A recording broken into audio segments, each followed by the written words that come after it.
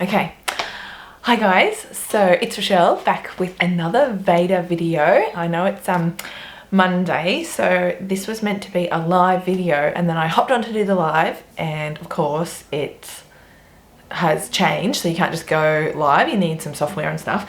So I thought instead I would do a one take Monday motivator lunchtime chat. So I'm filming this like it's literally 1:30 on Monday the 5th of August. I'm gonna just film it in one go and upload it because I wanted to have like a really casual, easygoing chat with you guys about stuff. I don't know, like today is the 5th day of VEDA. I didn't do a video yesterday, but I wanted to kind of like cover how I feel about it and how it's all going, and it's only been 1 week or like 5 days, but yeah, so basically the reason why I'm enjoying it so much is because it's like a creative outlet, and I feel like I've been a better mum in the last 5 days just because I've got something that's mine. I don't know how to explain it in a way that like I just get a rush from like uploading and doing a video and sharing like some content. It just makes me feel really happy, and it gives me a reason to look for the positive things in every day, because I don't want to share highlight reels of my life like everything is amazing, because not everything is amazing. But at the same time, if I'm making videos, it's getting me to look deeper into my life and find the things to be grateful for and happy about, and that are the highlights of my life.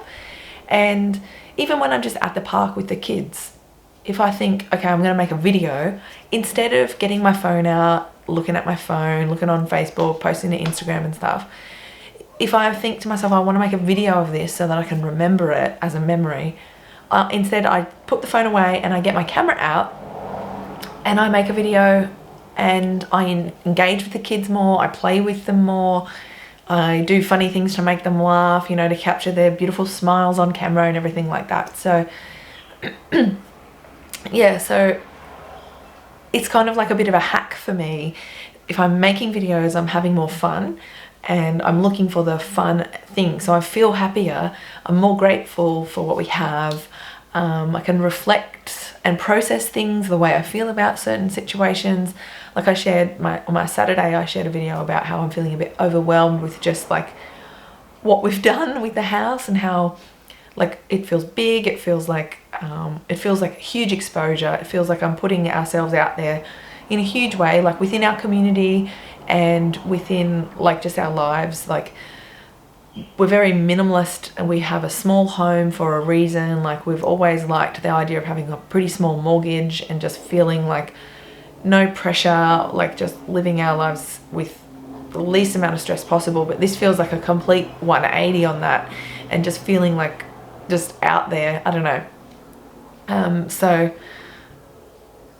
yeah, it's just like making that video helped me to see like it's not that bad. Like, you know, I processed it a bit more, chatted with a few of you guys in the comments. So thank you for leaving a comment if you did, because that really did help me to see like this is actually an amazing thing that we're doing. There's no reason to be overwhelmed, and we should actually be really proud of what we've achieved to be able to get to this point where we can build our, you know, our dream home within reason. Yeah, so anyway, that is a good segue though, talking about community and feeling exposed within our community, because I have a story for you, and it's all about this ball. It's a Spider-Man ball. Here it is. And it showed up in our backyard the other day, and I put it over the fence, and then it was back in our yard. Oh, dropped it. It's gone. There it is. It showed up back in our yard, and I said to Rolly, oh, I think I put that ball over the neighbour's fence, but it's back over. I don't know if it's theirs or whether they've put it back over, but maybe put it in the back neighbour's fence. And so he flicked it over the fence, and then the next morning it was back, and I thought, maybe Rolly didn't do that. Well, then I went for a walk on Sunday, went for a walk up to grab us some coffee, and I ran into the back neighbour. I'm chatty with him, so I said, oh, and he said, oh, by the way, I put a ball over the fence that I think is yours. And it's funny because I was like, oh, that's really funny because I got Rolly to put it over your fence yesterday thinking that it was yours. And he said, oh no, it showed up in our yard and I put it over the neighbour's yard and then it was back and they said it wasn't there, so I put it in your yard thinking maybe, well, it must be yours. And I said, that's really funny because I put it in the neighbour's yard and, you know, vice versa. So everybody, and then ironically, that was on the way to the coffee shop. Then on the way back, I ran into the neighbour from next door and I don't talk with her very much. Like, yeah, we just have different schedules. So like we rarely run into each other except usually on the weekends. So I said to her, oh, there's a ball in our yard. I think it might be yours. And she goes, oh no, I've been putting it over everybody's yard and it just keeps coming back. So nobody knows who the ball belongs to. It's really funny. So like, we just are like, it's started this conversation and I've met, or not met the neighbours, but I've talked more to the neighbours because of this ball. So I think that's really funny. But you know what? I felt really like kind of happy. I felt like it kind of gave me a little boost, like chatting to the people in my area, like walking up the street and recognizing people that I'm like seeing, you know, like they're just our neighbors, and it's really nice to feel that sense of community. And also like with the house, we're building a house and there's as you know, and there's a few people like that we're friends with and we've been catching up with them. Like we've got some really close friends around the corner, and then through them we've met other neighbours, and because they've got a little boy who's slightly older than Max, so he's already, you know, through school, and they've kind of a little bit ahead of us in meeting the neighbours based like because of kids and at park play dates and stuff. So I've met a few more neighbours and now we've got this nice little group, and regularly on a Friday night someone will message and say, does anyone feel like catching up for hot chips and a play at the soccer field, you know, on Friday night? Or does anyone feel like coming over to ours for pizza or whatever it is? And so very regularly we catch up on a Friday night, and then it spills over to on the weekend we catch up at the park, the kids go for a bike ride, and now we're kind of like this nice little group of friends, and it's really, really lovely. So that's what I wanted, like that's what I feel like the ball was all about, was because it made me realize, like I was just thinking, you know, how important knowing your neighbours is, and being part of the community and feeling like a valued member of society, and just getting out there and chatting. And it's something that I can really shy away from sometimes. Like I can feel really isolated being a stay-at-home mum or a work-at-home mum. So it's nice, yeah, it's just even, you know, and that's why I've always gone up to the coffee shop, because I could easily just make coffee at home, but even if I'm home alone with the kids, like just going to the coffee shop, they know our names up there, we can say hello and it's a friendly face. And I was reading something about like, that's actually one of the keys to a longevity and a happy, long fulfilled life, and, you know, keeping away anxiety and depression and everything as well, is like feeling like a part of the community, a valued member of society, and having a purpose and a why, and just knowing your neighbours is all part of that. And anyway, I just wanted to encourage you, if you're feeling like a little bit like, I don't know, maybe if you've moved to a new area or something and you don't know anyone, like just regularly, like find a few places you can hit up regularly, like the local coffee shop, or go to the same place to get your newspaper and your milk every day or every weekend or whatever, and you start to have a recognition. And now I'm getting to a stage where if I go for a walk, I run into like 3 or 4 people sometimes, and I like a 5-minute walk might take me 20 minutes because I'm saying hello to people and just, you know, chewing the fat a little bit. So it's kind of cool. Anyway, it's nice, and that's part of the reason like why I don't think we'll really move away from this suburb anytime soon, because we're part of the fabric of it, and so are the people that we see on a day-to-day basis, and it's just really lovely. Anyway, so that's that. The other thing I wanted to talk to you about is this new technique. I have been loving Mel Robbins, and she's the creator of the 5-second rule. So she's like a life coach, and she teaches you that you can change your thoughts quickly within 5 seconds. So when you say you're in a meeting and you have an idea and you want to say it, but you stop yourself, you've got to say what your idea is within that meeting before you stop yourself. Or like she uses the example of like setting your alarm, for example. You might set your alarm and then instantly go to press the snooze button. But you've got to catch yourself before you do the snooze button and just get up. She said, you're never going to feel like it. You're never going to feel like doing the things that are hard to do. And procrastination is a form of stress relief because you're feeling really stressed and anxious about the thing that like feels like you're procrastinating about. So by procrastinating, you're relieving the stress. Anyway, I won't go into all of what she says, but check her out. She's very fascinating. And I've been listening to her and realizing, you know what, I am a super procrastinator and I really need to get strict with myself on the time that I have available. I have 2 days a week where Max is in daycare, and in that 8-hour period where he's at daycare, I then only have childcare for Lewis for 5 or 6 hours. So I have 10-ish hours a week, not including lunch breaks and coffee breaks and toilet breaks and stuff. And distraction from Lewis needing me or whatever in that time, because he's here with me, even if he's with the nanny. But 10 hours a week I have to really focus on what I want to achieve. Making my YouTube videos, doing my wages and accounts and stuff. All the stuff I've talked about that I do for Rolly's business. And then doing my own stuff. And then like also getting my eyebrows waxed, getting my hair done.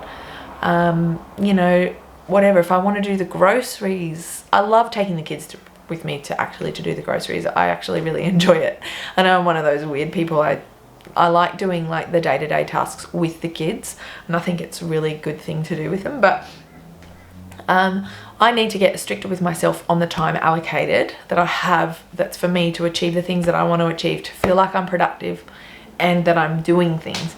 And I started testing out time blocking, which is like on a Monday morning, I'd be like, okay, I haven't got the kids with me. I'm dropping Max off at daycare. Lewis is at home with the babysitter. I'm just going to quickly run to Coles and do a quick shop.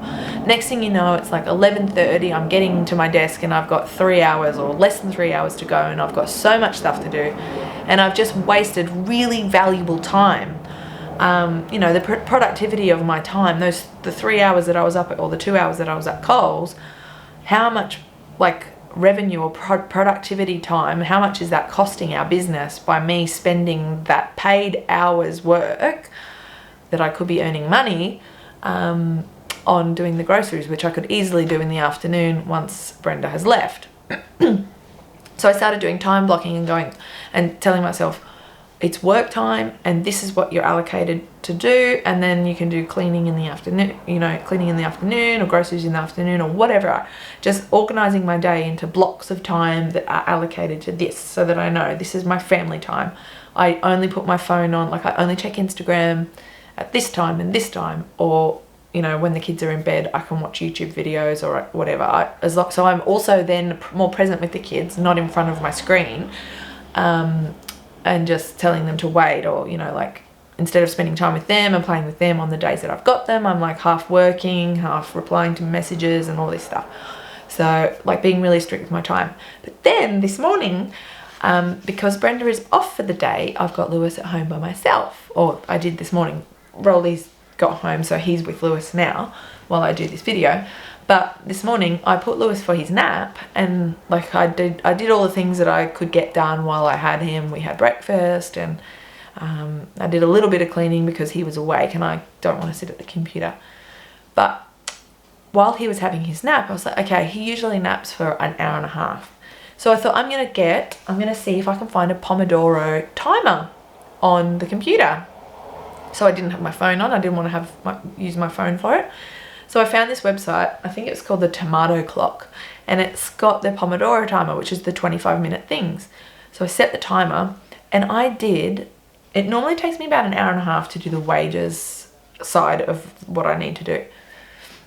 And I did it in the 25 minutes. I set the timer and I did the whole thing. I did all of the pay slips, I did all of the transfers, I paid all the invoices that I'd printed out.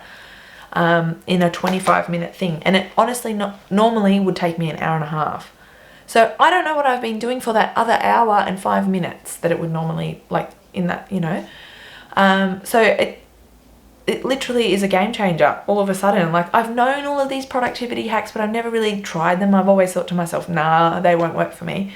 So I've tried time blocking and that has really worked because I've been more productive in the last 3 weeks since I've started doing that.